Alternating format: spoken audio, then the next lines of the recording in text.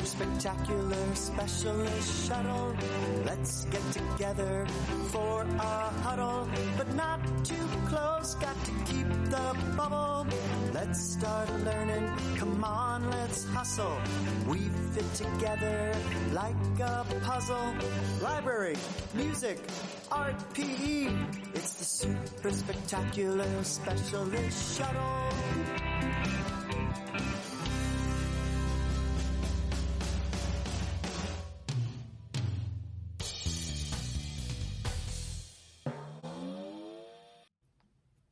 Hi everyone, welcome to this week's art lesson.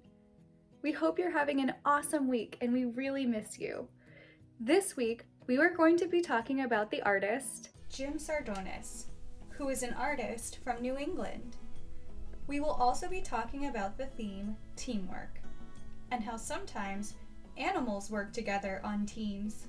And we are going to be doing a really fun activity. I can't wait to get started on it. But first, we should go see what Screech is doing. Come on!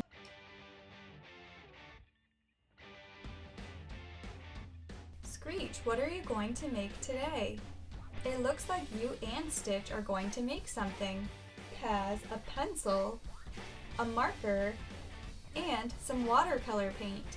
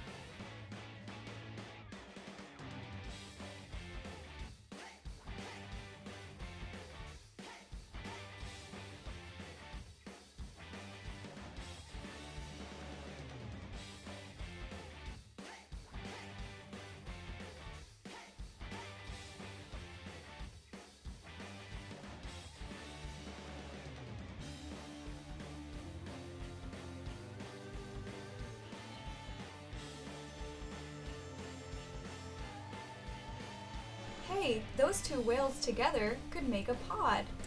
Great job using teamwork. I love seeing you two work together.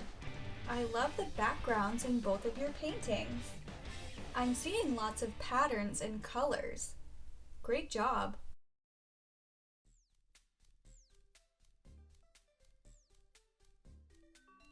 Welcome to Vocab with Van Gogh. Our word this week is rhythm. In art, rhythm is created when one or more elements, like color or line, are used repeatedly. If we look back at Screech and Stitch's artwork, we'll see some rhythm. Sometimes artists use patterns of lines, colors, or shapes to create rhythm in their artwork. In the background, you'll see diagonal lines repeating, almost like waves in the ocean. The colors that fill in these spaces are repeating in a pattern. These repeating colors and shapes are a great example of rhythm. In music, you can create rhythm by repeating different patterns of notes, just like we learned from Mr. Ballard.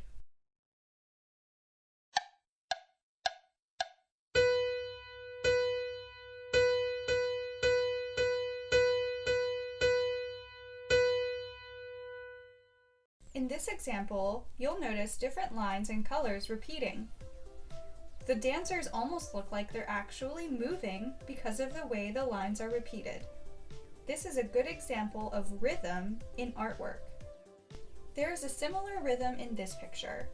The whales are repeating and their bodies are all in similar positions.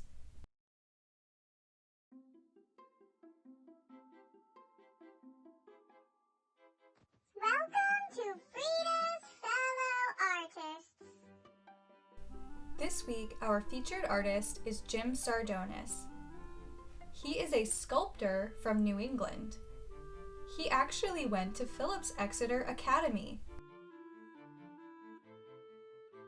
Jim Sardonis is a sculptor who is inspired by nature and animals.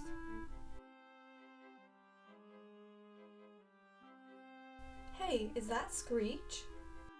Have you been to the New England Aquarium in Boston? If you have, you might have seen his sculpture called the Great Auk Family. These are birds that became extinct in the mid-19th century. The museum asked Sardonis to create this sculpture. The picture that you see behind Frida is actually one of his sculptures. It's called Whale Dance, and it is just outside Burlington, Vermont.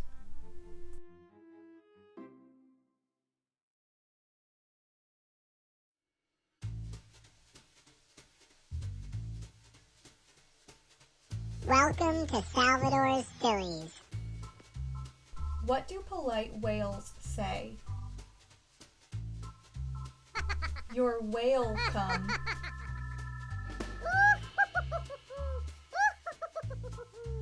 What do you call a whale from Notre Dame? The humpback of Notre Dame. Why did the whale cross the ocean?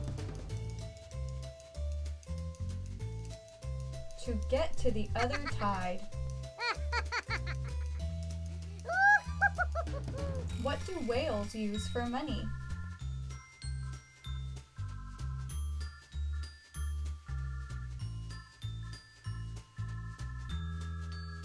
Sand dollars.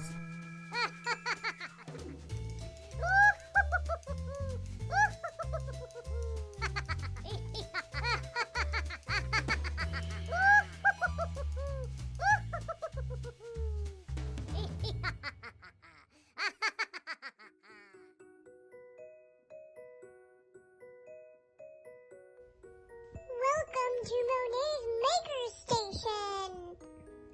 This week we will be creating a drawing of a pod of whales.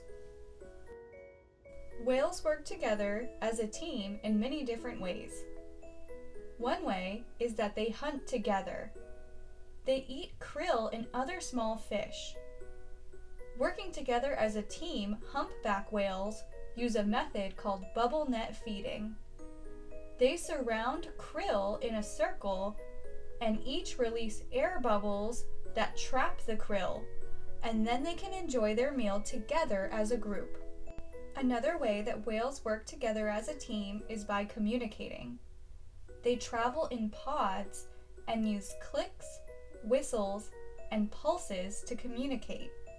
This is called echolocation. The noises that they make bounce off of objects in the water. Humpback whales use song patterns to communicate. These songs are typically 10 to 15 minutes long, and they repeat over time. Their songs are repeated on a continuous loop, and this is similar to rhythm. In art, elements are repeated in a pattern to create rhythm, and for whales, their songs are repeated in a pattern. And another way that whales work together as a team is by protecting each other from harm. Whales don't just protect their own though, they protect a lot of other animals in the environment.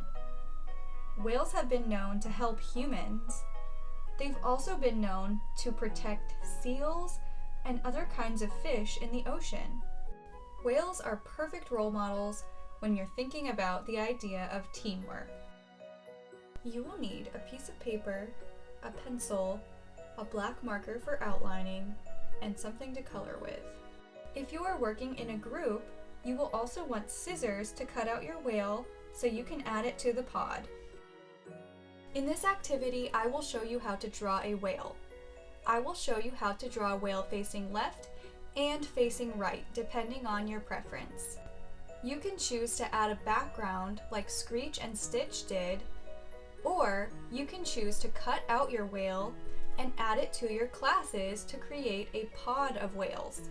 If you are doing this at home, you could work with some family members or friends to create a pod of whales. I am using a black marker so that you can see my lines. You should start with a pencil. In this example, we'll draw the head on the left and the tail on the right. Start in the middle of the paper on the left, curve your line up and over to the right. Here we'll draw a curved line for the dorsal fin. At the bottom of the dorsal fin, we will continue our line to the right, but moving upwards for the tail. Now we'll jump over to the front pectoral fin. In about this area, we'll draw a line curving out and down on both sides of the fin.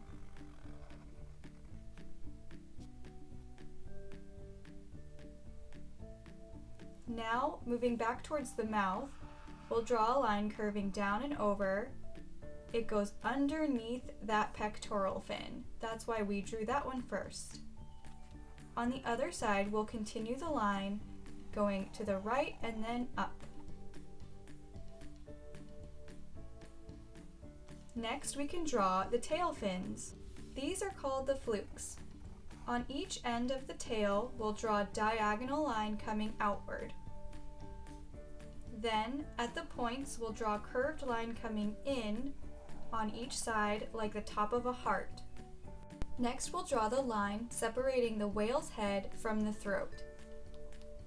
Right about here, we'll draw a line coming in and down, going underneath the fin, continuing on the other side in a diagonal line. About here, we can draw the whale's eye.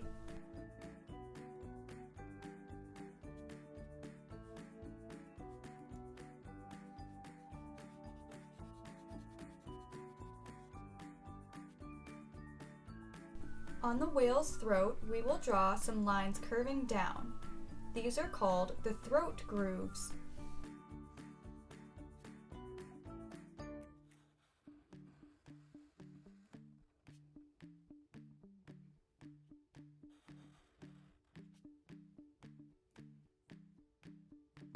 Near the top of the head, we will draw a curved U. This is the whale's blowhole.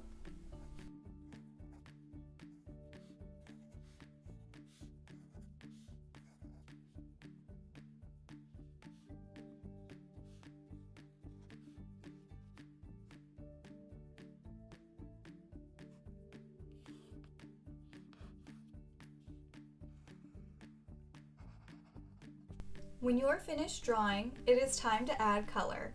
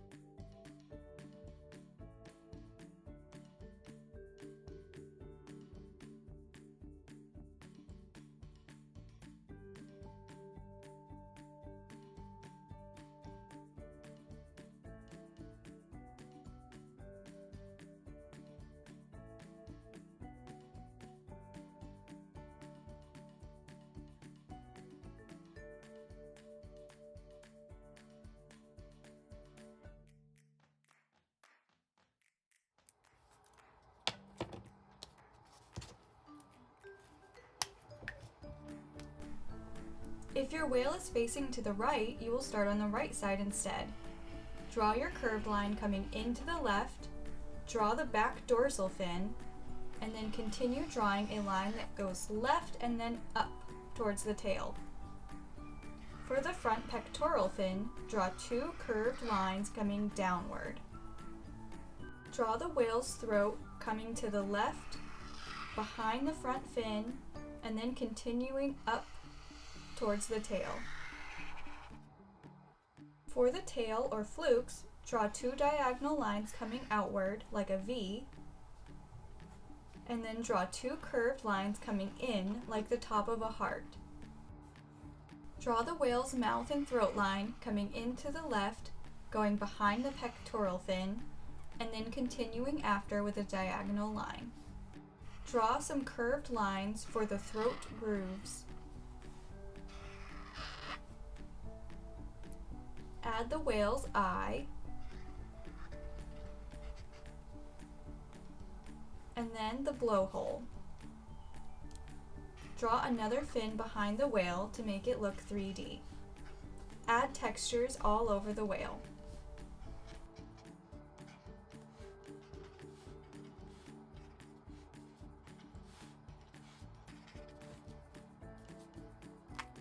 And then it's time to add color.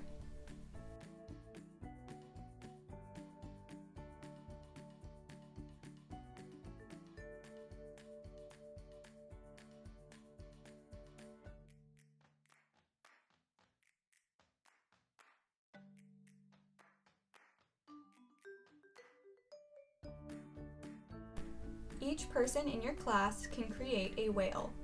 When you are finished, you can cut out your whales and you can put them together so that they form one big pod.